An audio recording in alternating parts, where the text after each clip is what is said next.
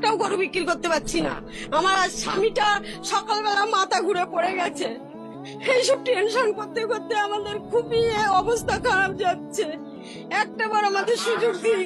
মুসলিমরা বলছে আমরা গরু কিনে কি করবো, আমাদের না না খাওয়াটা আমরা একবার নাই খেলাম তাই বা কি হবে, তোমাদের উপায় তোমরা কি করবে সেটা তোমরা দেখো।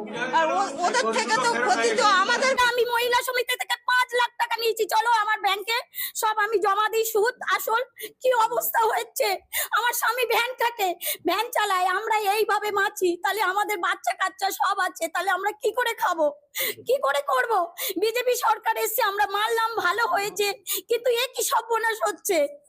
এক না তো গলায় দড়ি দিতে বলো, আর না হলে বিষ আনতে বলো। বিষ তো ফ্রি পয়সায় পাওয়া যাচ্ছে। রেখা তো ও গরু লাগাচ্ছে, কোন আক্কেলে ও খাওয়া দিতে পারবে, এককাল গোবর ফেলতে পারবে? ও 1 লাখ টাকা করে পাবে, আমরা কি পাবো? আমরা কি স্বামীকে খাওয়াবো? আমরা কি স্বামীকে খাওয়াবো? আমরা বাচ্চা কাচ্চাকে কি খাওয়াবো? ও তো বাচ্চাকে হোস্টেলে দিয়ে মানুষ করাবে, আর আমরা কি দিয়ে মানুষ করাবো? আমরা খেটে খাই, গোবর ফেলে খাই, এই তো খাটাল ধুয়ে এসছি, আমরা ছেঁড়া জামা পরে ঘুরে বেড়াই। আমরা ভদ্রভাবে নয়, আমরা লেখাপড়া জানি না। ও কি ও তাদের সরকারকে বলো আমাদের এবারটা মুকুব করে দিতে বলো।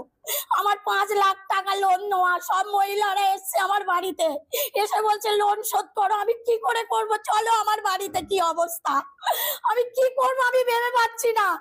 আমার স্বামীর আগে চলে ভ্যান নিয়ে বার হয়েছে বলে আমি কাটালে ঢুকবো না। কি করব? আমার গরুগুলো খাওয়া দিতে পারি না, একটা তরফা বিচুলি আয়লা দেয় না। 3 লাখ টাকা আমি ভুসির দোকানে